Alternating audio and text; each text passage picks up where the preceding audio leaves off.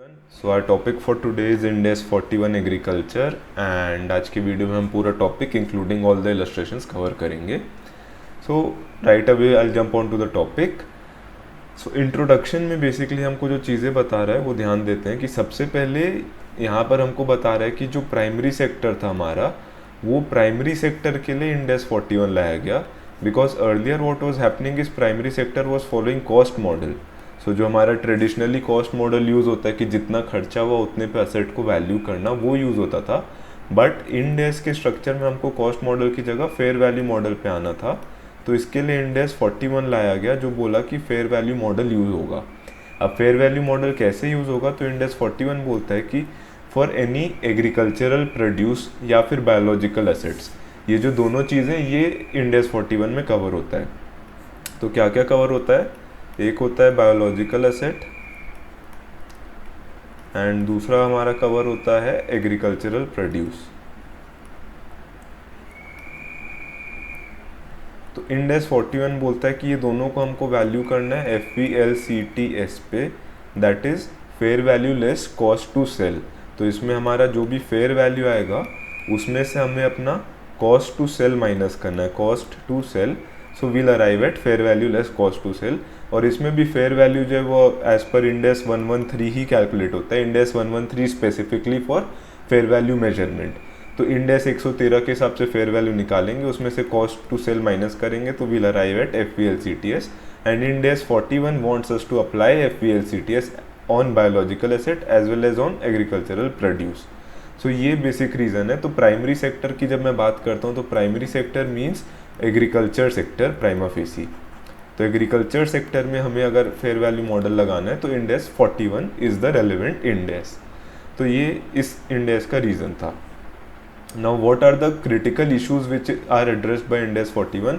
So it deals with recognition of biological asset and agricultural produce measurement and then differences in values. सो आगे मैं बताऊंगा कि difference in value arises because of two reasons. तो वो अपने course का part है ही. And then there are disclosures as obvious हर इंड AS में रहता ही है. So having said given that introduction on Ind AS 41, now I'll move on to the scope. तो scope जब पढ़ते हैं ना तो उससे काफ़ी क्लैरिटी होता है. तो ये क्या बोल रहा है? This standard shall be applied to account the following when they relate to agricultural activity. क्या क्या चीज़ों पे? बायोलॉजिकल एसेट मैंने बताया, एग्रीकल्चरल प्रोड्यूस मैंने बताया, और तीसरा जो बोल रहा है गवर्नमेंट ग्रांट्स. पहली बात तो एग्रीकल्चरल प्रोड्यूस में यहाँ पर लिखा eight the point of harvest. तो यहाँ पे मैं इसको क्लैरिफाई करता हूँ कि जो एग्रीकल्चरल प्रोड्यूस है इसका डेफिनेशन आगे आएगा. एग्रीकल्चरल प्रोड्यूस दो होगा, एक होगा अप टू हार्वेस्ट यानी हम हार्वेस्ट कर रहे हैं तब तक का, और एक होगा पोस्ट हार्वेस्ट. हार्वेस्ट का मतलब क्या होता है? वो सब फॉर एग्जांपल हम अगर ग्रेप वाइन्स उगा रहे हैं, ग्रेप के पौधे, तो उसमें से जो ग्रेप्स को अगर हम निकाल देते हैं ग्रेप वाइन के पौधे से तो दैट निकालना वाला पार्ट इज़ हार्वेस्टिंग. तो अगर up two point of harvest देखेंगे तो हमारा इंड AS 41 लगेगा, बट पोस्ट हार्वेस्ट देखेंगे तो हमारा इंड AS 2 लग जाएगा because the same thing will be our inventory later on. So इस पर हम डिटेल डिस्कशन करेंगे, आगे एक रेलेवेंट पॉइंट आएगा इसके लिए. तो बेसिक इंट्रोडक्शन यहाँ पर दे रहा हूँ कि Ind AS 41 covers biological assets, then agricultural produce up to the point of harvest, at the point of harvest. After the point of harvest Ind AS 41 will not be applicable. Third thing है government grants.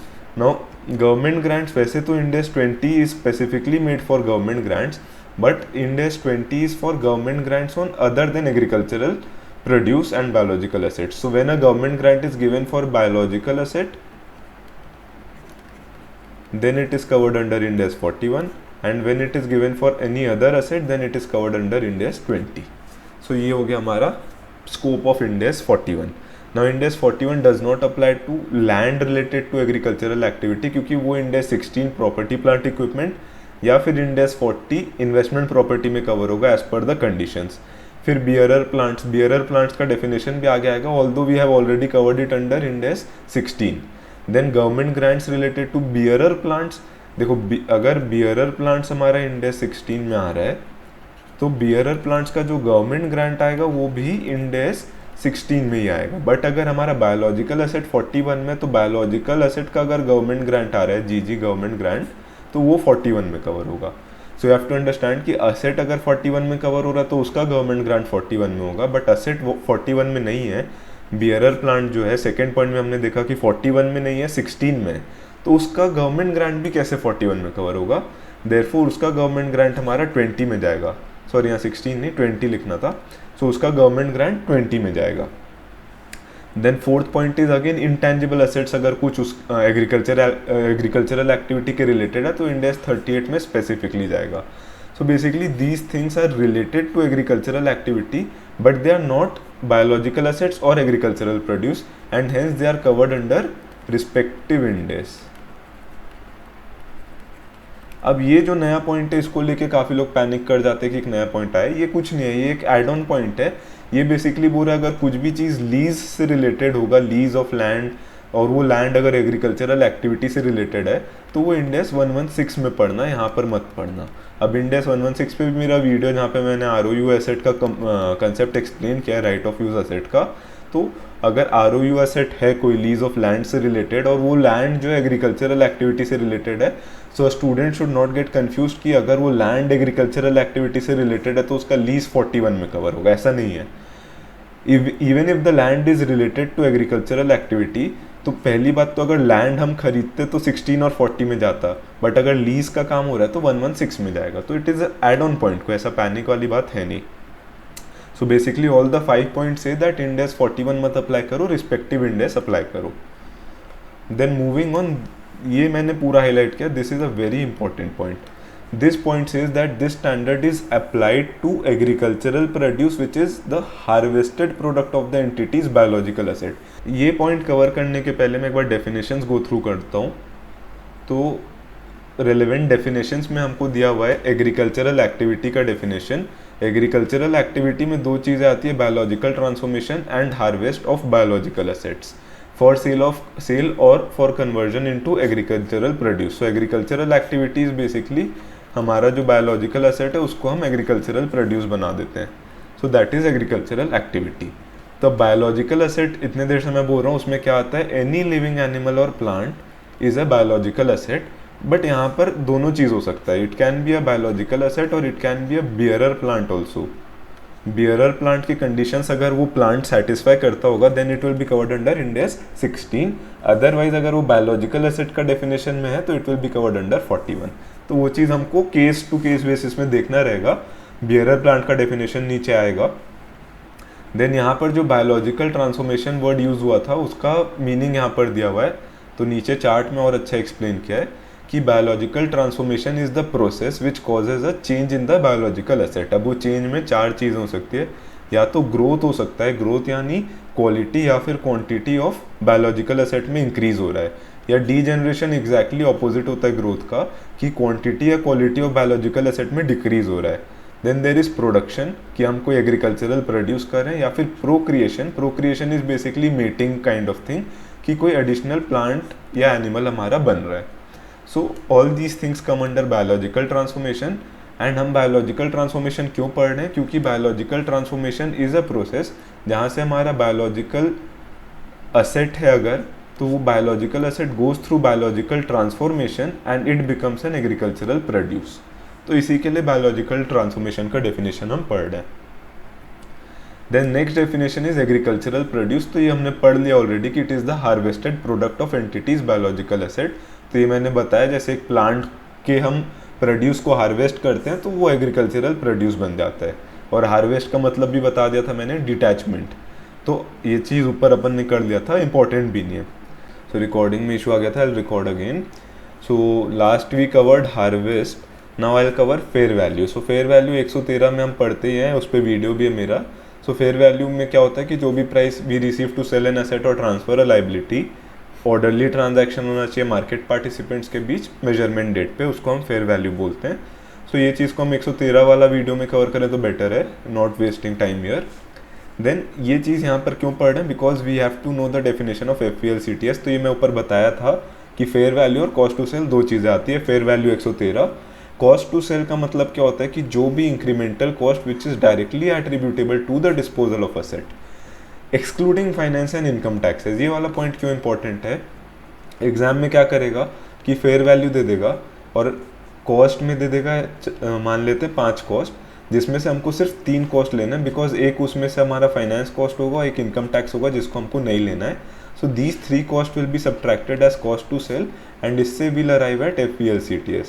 तो इस type का एक छोटा सा question बन सकता है एग्जाम में. सो यू शुड रिमेंबर कि इसमें फाइनेंस कॉस्ट और इनकम टैक्स को एक्सक्लूड किया जाता है कॉस्ट टू सेल में से.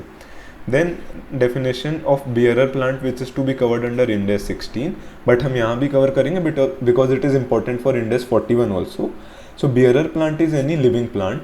See, basically when I classify biological asset can be a plant or an animal. तो एनिमल में बियरर एनिमल का कंसेप्ट तो कुछ नहीं होता है. तो प्लांट में जब मैं बात करूँ तो प्लांट एक या तो बियरर प्लांट बन सकता है या फिर अदर्स में आ सकता है. तो अगर बियरर प्लांट बनेगा it will be under Ind AS 16 and other में आएगा तो 41 हो जाएगा. So when I am talking about bearer plant which is covered under Ind AS 16, उसके डेफिनेशन में 3 क्राइटेरिया दिए हैं and all the 3 should be satisfied, यानी तीनों एंड में. तो ये क्या बोल रहा है कि बियरर प्लांट से हमको एग्रीकल्चरल प्रोड्यूस मिलना चाहिए. बियरर प्लांट का लाइफ मोर देन 1 पीरियड होना चाहिए. Generally we take 1 period as 1 year, so more than 1 year का लाइफ होना चाहिए. And it has a remote livelihood of being sold as an agricultural produce except for incidental scrap sales. So for example हम grape vines की बात करें. सो grep wines का हम use क्यों करते हैं, ताकि उससे हम ग्रेप्स एक्सट्रैक्ट कर सकें. बट ग्रेप वाइन को खुद अगर एज एन एग्रीकल्चरल प्रोड्यूस बेच देंगे, in that case grape vine can not be classified as an bearer plant. So grape vine should have a remote livelihood of being sold as an agricultural produce, except अगर हमारा grep wine dead हो जाता है और हम उसको would या उन सब चीज़ों के लिए बेच रहे हैं, that is called incidental scrap sales. So other than incidental scrap sales, we should not have any likelihood of selling the grape wine as a agricultural produce. तो ये तीनों कंडीशन जब सेटिस्फाई होगा, in that case we have a bearer plant. तो bearer plant Ind AS 16 है और ये 41 है. तो इंड AS 16 में again we can apply the cost model और द रिवैल्यूएशन मॉडल, बट यहाँ पर हमको क्या अप्लाई करना होगा, FVLCTS. So that is why these things hold importance कि हम कौन से इंड AS में क्लासीफाई कर रहे हैं कौन सी चीज़ को. सो आगे ये बोलता है कि produce growing on a bearer plant is a biological asset. तो ये मैं पहले भी बताया था कि बियरर प्लांट पे प्रोड्यूस हो गए चाहे अदर कोई प्लांट पे प्रोड्यूस हो गए, when it is a agricultural produce it is always classified under Ind AS 41. Basically इसका लॉजिक क्या है मैं बताता हूँ और पुराने एक पॉइंट पे भी आ जाता हूँ कि स्ट्रक्चर क्या है. यहाँ पर we have a bearer plant और we have a biological asset any other living plant. Both of these things go through biological transformation जो हमने पढ़ा and they give us agricultural produce which is classified under Ind AS 41. So चाहे bearer plant से agricultural produce आ रहा हो चाहे any other plant से जिसको मैंने बायोलॉजिकल एसेट लिख दिया है, कैसे भी एग्रीकल्चरल प्रोड्यूस आ रहा है it is classified under Ind AS 41. तो ये एग्रीकल्चरल प्रोड्यूस में भी ऐसा है कि अगर यहाँ पर हम हार्वेस्ट कर रहे हैं तो up to the point of harvest में 41 अप्लाई होता है. उसके बाद रिस्पेक्टिव स्टैंडर्ड अप्लाई होता है which is generally Ind AS 2, because उसके बाद वही एग्रीकल्चरल प्रोड्यूस हमारा इन्वेंट्री बन जाता है. तो यहाँ पर इंड AS 2 अप्लाई हो जाएगा और यहाँ पर हम इंड AS 41 अप्लाई कर रहे हैं. So this is the structure of Ind AS. मैं बेसिक यहाँ पर अभी स्कोप और एप्लीकेबिलिटी अच्छे से समझा रहा था. So when I move forward to the example, तो एग्जाम्पल में क्या बता रहा है कि अगर इसका मैं एक एग्जाम्पल देता हूँ, क्लियर और करता हूँ. एक होता है grape vine. When I use we it means grape plants, not the vine you are thinking. इस ग्रेप वाइन से हम एक्सट्रैक्ट करते हैं ग्रेप्स एंड उस ग्रेप से हम बनाते हैं wine. So when grape vine से ग्रेप्स एक्सट्रैक्ट हो रहे हैं, this means that we are creating an agricultural produce and therefore ये जो प्रोसेस है ये बायोलॉजिकल ट्रांसफॉर्मेशन होता है. बट जब हम ग्रेप से वाइन बनाते हैं तो वाइन एग्रीकल्चरल प्रोड्यूस नहीं है. And this activity, this particular activity does not fall under increasing the agricultural produce और डिक्रीजिंग द एग्रीकल्चरल प्रोड्यूस और क्रिएटिंग एडिशनल एग्रीकल्चरल प्रोड्यूस और प्रोक्रिएशन, यानी कि बायोलॉजिकल ट्रांसफॉर्मेशन होता ही नहीं यहाँ पर. तो ये जो है ये हमारा एग्रीकल्चरल एक्टिविटी के डेफिनेशन में भी नहीं आएगा, बट ये वाला पार्ट हमारा एग्रीकल्चरल एक्टिविटी बन जाता है because it is a biological transformation. तो फर्स्ट एग्जाम्पल ये चीज़ बता रहा है.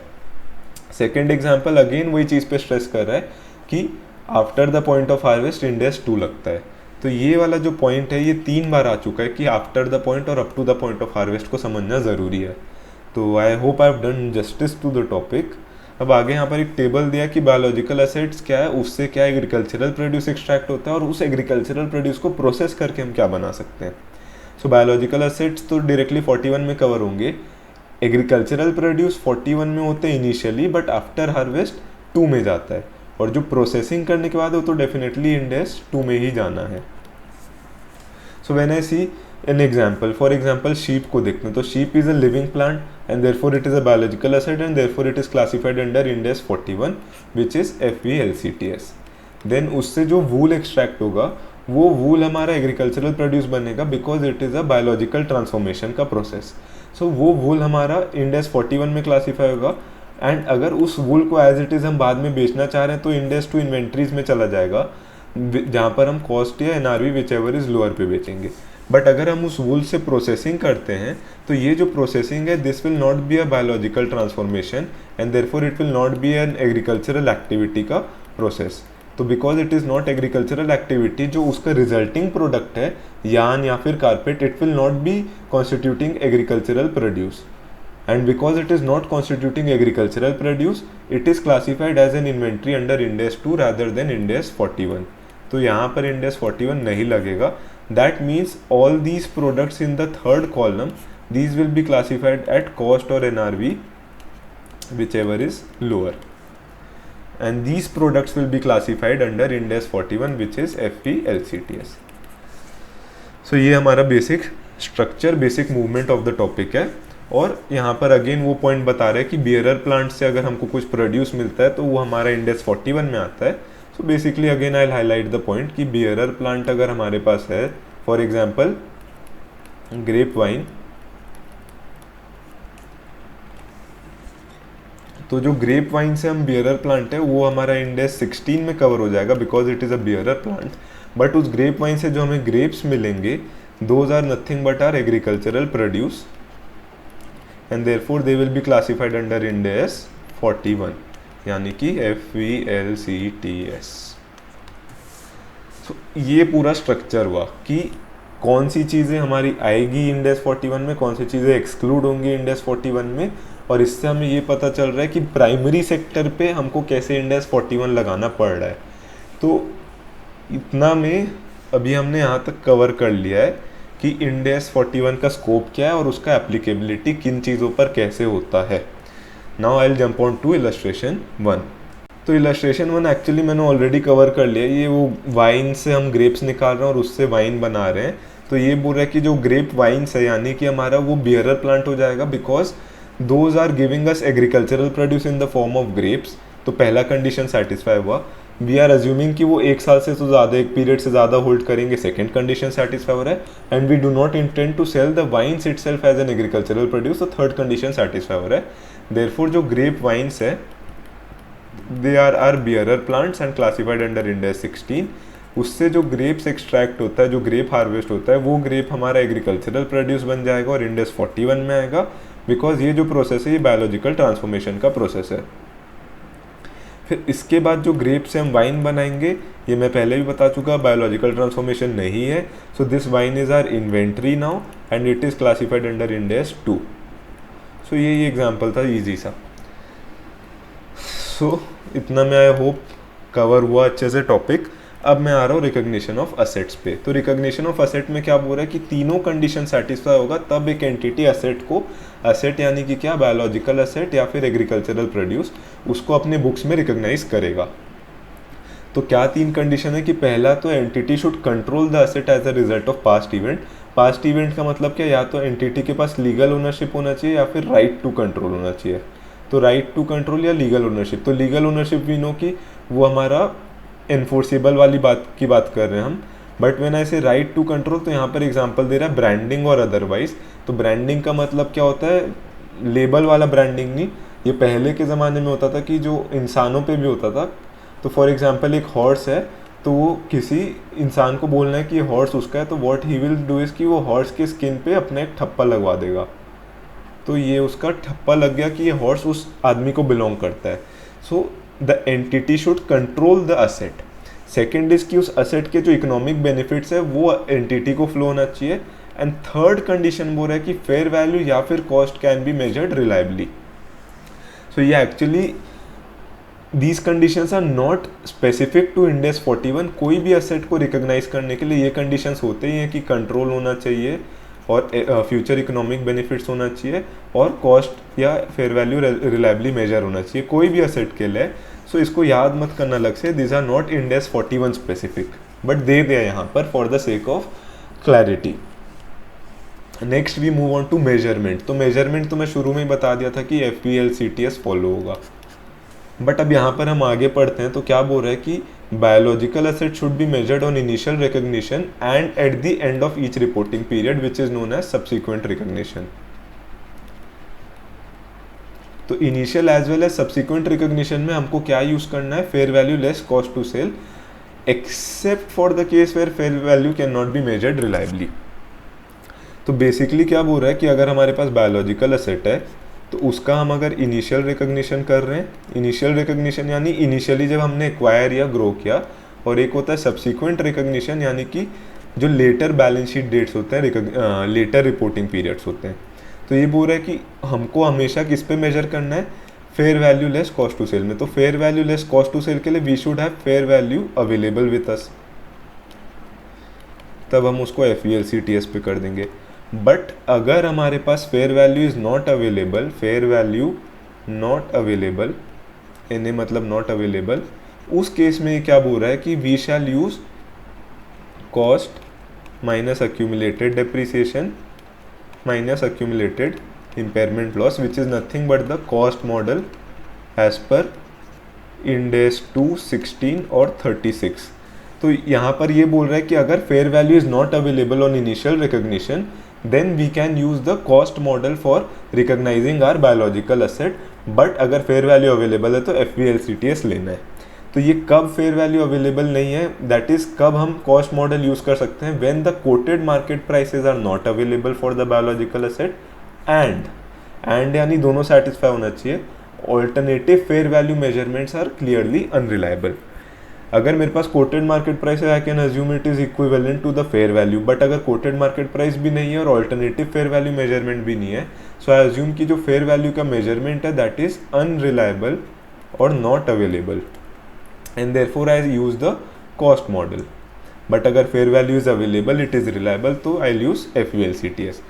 एंड इसमें भी आगे बोल रहा है कि once you are following cost model but subsequently तुम्हारा fair value becomes available later on, in that case again you have to follow fair value less cost to sell, because Ind AS 41 तो यही measurement use करता है।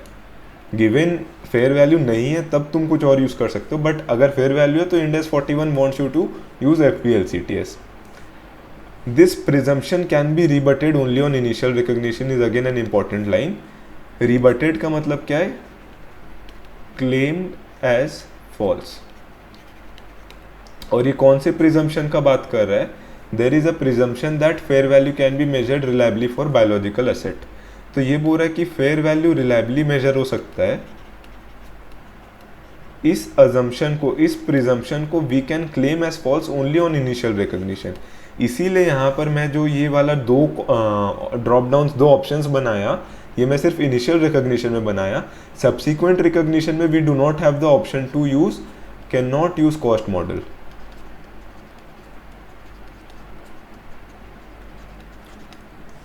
तो ये line इसीलिए important है because it says कि इनिशियल रिकॉग्निशन में you can use the cost model and therefore you can claim that the fair value वाला presumption is incorrect, but subsequent recognition में you cannot hold the presumption that fair value can be measured reliably as incorrect as false, and therefore subsequent recognition में you have to use the fair value model। तो fair value less cost to sell आएगा ही आएगा। फिर क्या बोल रहा है, an entity that has previously measured a biological asset at FVLCTS continues to measure, ठीक है। In all cases entity measures agricultural produce at point of harvest at FVLCTS, और एट पॉइंट ऑफ हार्वेस्ट तो हमको पता ही है। अब यहाँ पर जब मैंने बात किया तो बायोलॉजिकल असेट्स का बात किया, but you have to think कि यहाँ पर मैं एग्रीकल्चरल प्रोड्यूस का भी बात कर सकता था। When speaking of agriculture, agriculture में हम biological assets as well as agricultural produce से डील करते हैं, ठीक है। तो एग्रीकल्चरल प्रोड्यूस के लिए यहाँ पर क्या बोल रहा है हमको कि ये standard reflects the view that fair value of agricultural produce at the point of harvest can be measured reliably. अब एग्रीकल्चरल प्रोड्यूस में again eight the point of harvest है, और एक जिसको मैं बोल रहा हूँ बार बार पोस्ट हार्वेस्ट है। तो पोस्ट हार्वेस्ट के लिए तो वी आर क्लियर कि वो इंडेक्स 2 में जाना है, इंडेक्स 2 में, and therefore we'll measure it at cost NRV lower. But at the point of harvest में ये इंडेक्स 41 क्या बोल रहा है कि वी आर प्रिज्यूमिंग कि इसके केस में fair value is always available at the point of harvest, and because we are presuming कि fair value is already available, always available, we can definitely use FPLCTS, and therefore again यहाँ पर cost model वाला सवाल नहीं उठ रहा है। तो बेसिकली आई विल समराइज कि बायोलॉजिकल एसेट्स के केस में ही, इनिशियल रिकॉग्निशन के केस में ही, अगर फेयर वैल्यू अवेलेबल नहीं है, we can use the cost model. So this was the point. So I hope I could make it clearer as compared to other things. फिर again ये बोल रहा है कि एग्रीकल्चरल प्रोड्यूस के केस में पॉइंट ऑफ हार्वेस्ट तक index 41, उसके बाद इंडेक्स 2 और अनदर एप्लीकेबल स्टैंडर्ड। बार बार 5वीं बार ये पॉइंट आ गया है, so it is super important. इसको मैं और स्ट्रेस तो नहीं कर सकता, 5 बार पॉइंट आ चुका है। फिर फेयर वैल्यू मेजरमेंट जब करें तो ग्रुपिंग के लिए बोल रहा है कि एट्रीब्यूट्स के हिसाब से कर लेना, for example age of the assets या quality of assets, not important point. फिर यहाँ पर एक इंपॉर्टेंट चीज़ बोल रहा है, ये ऊपर भी मैंने बताया था कि दिस स्टैंडर्ड डील्स विथ में आया था शायद कहीं, ये रहा कि this standard also accounts for differences in value recognise in biological assets और एग्रीकल्चरल प्रोड्यूस। तो ये जो डिफरेंसेज इन वैल्यू है, तो वहाँ पर जो डिफरेंसेस इन वैल्यू का बात हो रहा था, difference in value, those difference in value can arise due to 2 reasons. First is your physical change. Physical change मतलब क्या कि आई हैड अ काफ जो कि काऊ बन गया, तो काफ से काऊ जब बन जा रहा है तो उसका वैल्यू बढ़ जाता है, चेंज हो जाता है, तो that difference in value is because of a physical change.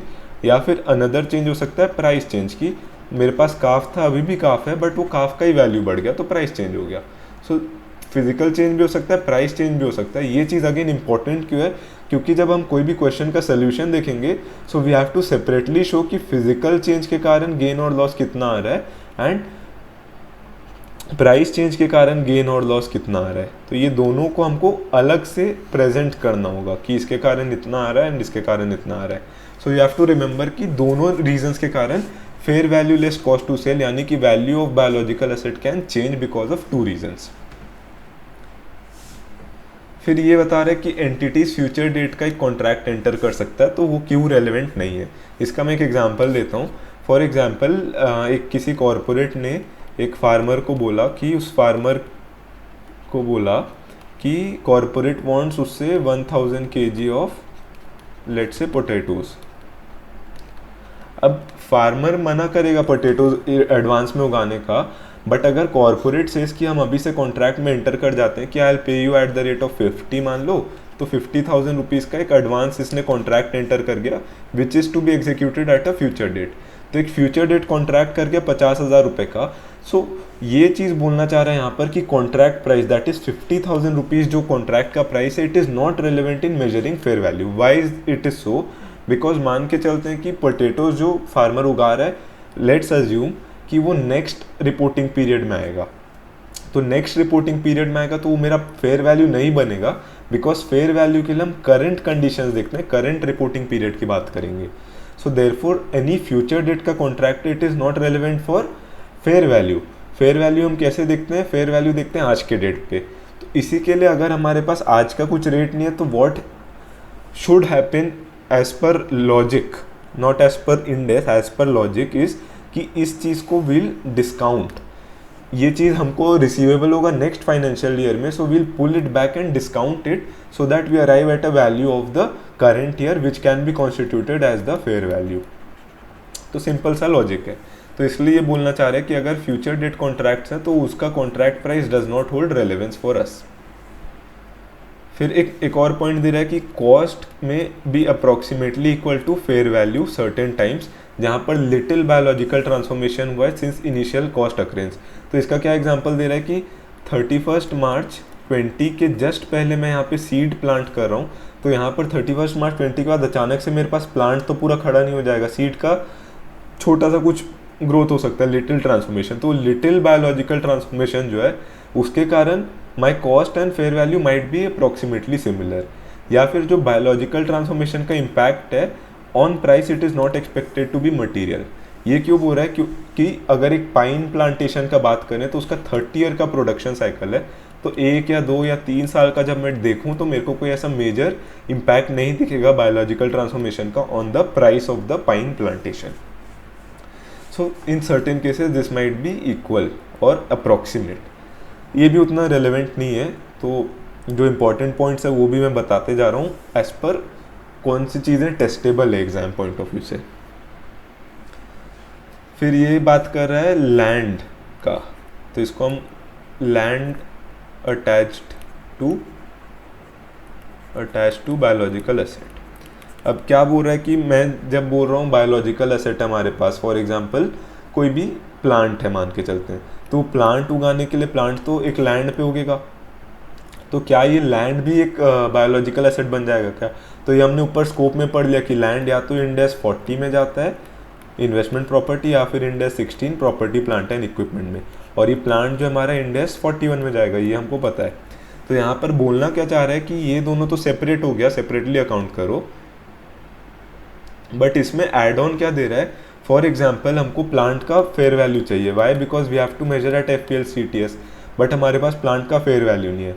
There is one fair value available to us of the plant plus land, यानी कि टोटल पैकेज का हमारे पास फेयर वैल्यू है लेट से 10 लाख रुपीज़, एंड सिर्फ लैंड का fair value भी हमारे पास अवेलेबल है लेट से 9 लाख रुपीज़।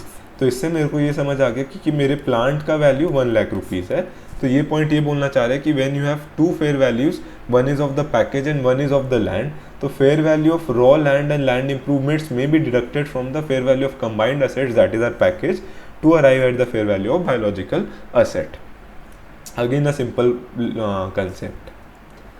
फिर ये वाला बता रहा है वो इलस्ट्रेशन 2 जो मैं यहाँ पे मार्क करके भी रखा था कि it is on physical change and price change को कैसे अलग अलग दिखाना, तो वो चीज़ दिखा रहा है इलस्ट्रेशन 2 कि एक फार्मर के पास एक डेयरी हर्ड है जहाँ पर 3 साल के कैटल है अप्रैल 2000 पे, जिनका फेयर वैल्यू 13,750 है and number of cattle is 250।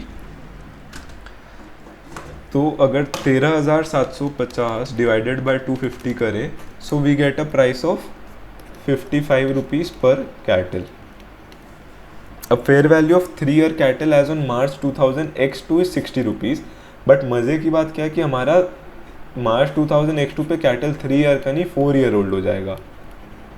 तो fair value of 4 year old cattle is relevant for us 75 rupees. तो मेरा जो 55 रुपीज़ पर कैटल आ रहा है उसको मेरे को लेके जाना है 75 रुपीज़ पर कैटल में, यानी 20 रुपीज़ का एक चेंज आएगा। ये जो 20 रुपीज़ है इसका 2 पार्ट होगा, one will be because of physical change of cattle and one will be because of price change of cattle. तो जो फिजिकल चेंज ऑफ कैटल का मैं बात करूँगा अगर, physical change will B because वो 3 साल का कैटल 4 साल का हो गया, और प्राइस चेंज का जब मैं बात करूंगा तो वो होगा कि 3 साल के कैटल का दाम 1 साल पहले यानी अप्रैल 2001 में कितना था, और 3 साल के कैटल का ही दाम अगले साल कितना हो गया, दैट इज प्राइस चेंज। तो प्राइस चेंज कितना हो जाएगा 60 माइनस 55, एंड जब फिजिकल चेंज का बात करूं तो फिजिकल चेंज के कारण मेरे को 75 माइनस 60 इतने का फ़ायदा हुआ, यानी कि यहाँ पर मेरे को 15 रुपीज़ का फ़ायदा हुआ, यहाँ पे 5 रुपीज़ का फ़ायदा हुआ। So increase due to price change will be 5 rupees, तो 250 cattle into 5 rupees which is 1250, and increase due to physical change will be 250 cattle into 15 rupees that is 3750, and total value जो मेरा आना है 250 into 75 rupees and initial value जो था 250 into 55 rupees था। तो simple सा कंसेप्ट है, बस यहाँ पर ये याद रखना है कि इसको अलग अलग शो करना ज़रूरी है, इस पर मार्क्स बनेंगे क्योंकि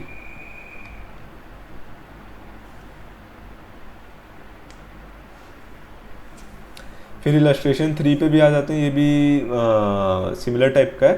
तो बेसिकली यहाँ पर जो मैं बार बार ये प्राइस चेंज और फिजिकल चेंज बता रहा हूँ, तो ये जो चीज़ है ये रिकॉग्नाइज कहाँ होगा, ये तो हमारा प्रॉफिट है, मैंने कुछ भी नहीं नया काम किया, 13,750 का कैटल मेरा 18,750 का हो गया। सो बेसिकली मेरे को जो 5,000 रुपये का गेन हुआ वो कहाँ जाएगा, तो वो पीएल में जाएगा। So I will record this through PL, I will record this through PL. So any gain और लॉस ऑन बायोलॉजिकल एसेट्स और agricultural produce is recognise through PL. तो इलस्ट्रेशन 3 देख लेते हैं क्विकली। 1 दिसंबर 2013 में 100 शीप खरीदा था 5 लाख रुपए का। द ट्रांजैक्शन में 2% का अपन को कॉस्ट लगा एंड फिर उसका 5 लाख का 6 लाख हो गया, उसमें भी हमको 2% लगेगा। तो ये बोल रहा है fair value on the date of purchase and reporting date निकालो और जर्नल एंट्रीज पास करो। तो 5 लाख रुपए जब मैं दे रहा हूँ और उसमें मेरे को 2% का चार्ज लग रहा है, 2% of 5 lakh will be 10,000 rupees. So basically my fair value is 4,90,000 rupees of biological asset. तो बायोलॉजिकल एसेट 4,90,000 हो जाएगा, पीएल में 10,000 चले जाएगा एंड टोटल मैंने पे किया 5 लाख रुपीज़। तो ये उसका एंट्री हो गया। जो लॉस ऑन रिकॉग्निशन है ये P&L में चले जाएगा, यहाँ लिखा भी है। फिर नेक्स्ट क्या बोल रहा है कि वही 5 लाख का 6 लाख हो गया, बट ये 6 लाख मेरा फेयर वैल्यू है। कॉस्ट टू सेल अगेन मेरे को इसमें 2% लगेगा, जो यहाँ पर 12,000 रुपीज़ हो जाएगा, because this will be 2% on 6 lakh and not on 5 lakh. तो यहाँ पर मेरे को कितना मिलेगा, 5,88,000 रुपीज़। तो this will be my value of biological assets. तो इसका एंट्री क्या हो जाएगा कि जो 5,88,000 रुपीज़ का मेरा बायोलॉजिकल एसेट है earlier which was 4,90,000, so the difference of 98,000 which is a gain in value for me will be recognised through the PL account. तो ये आ गया मेरा change in fair value recognised at the end of the reporting period to be recognised in PL account. तो ये gain और loss का तो बता ही दिया मैं ऑलरेडी कि गेन और लॉस पीएल में जाएगा। तो बायोलॉजिकल एसेट के केस में भी गेन और लॉस हो सकता है और सेम एग्रीकल्चरल प्रोड्यूस के केस में भी गेन और लॉस हो सकता है। तो यहाँ पर एग्जांपल दे रहा है, फॉर एग्जांपल एक काऊ था मेरे पास, उसका एक काफ बॉर्न हो गया, तो calf will be my additional asset और वो पीएल के थ्रू रिकॉर्ड होगा मेरे बुक्स में। तो यहाँ पर क्या बोल रहा है कि काफ बॉर्न हो गया, 5,000 वैल्यू था, तो 5,000 इमीडिएटली पीएल में रिकॉर्ड हो जाएगा। अब एग्रीकल्चरल प्रोड्यूस के केस में भी मान लो मैं हार्वेस्ट करता हूँ, तो my agricultural produce will increase and that will be recognise through PL again. तो बेसिकली वही बोल रहा है कि कोई भी गेन और लॉस होता है तो take in to the PL for the period for which it arises. फिर नेक्स्ट आते हैं गवर्नमेंट ग्रांट्स में। तो गवर्नमेंट ग्रांट्स का मैंने बता दिया था पहले भी, वापस एक बार बताता हूँ। गवर्नमेंट ग्रांट्स अगर बायोलॉजिकल एसेट से रिलेटेड है तो वो इंड एस 41 में आएगा, बट अगर वो अदर्स से रिलेटेड है, अदर्स से, तो वो अपना इंड एस 20 में जाता है। For example it might be related to PP, it might be related to intangible assets और एट्सेट्रा। तो ये रिस्पेक्टिव इंडेक्स है उनके, तो ये 20 में ही कवर होगा। But only for biological assets अगर वो एग्रीकल्चर से रिलेटेड है तो 41 में आ रहे हैं, यानी कि गवर्नमेंट ग्रांट्स का एक स्पेसिफिक ट्रीटमेंट दिया हुआ है। इसीलिए ऊपर स्कोप में हमने पढ़ा था कि इंडेक्स 41 के स्कोप में क्या क्या आता है, biological assets, agricultural produce up to the point of harvest and government grants. ये यहाँ पर एक नया चीज़ है। सो गवर्नमेंट ग्रांट्स को यहाँ नीचे से करते हैं, बेस्ट अच्छे से दिया हुआ है।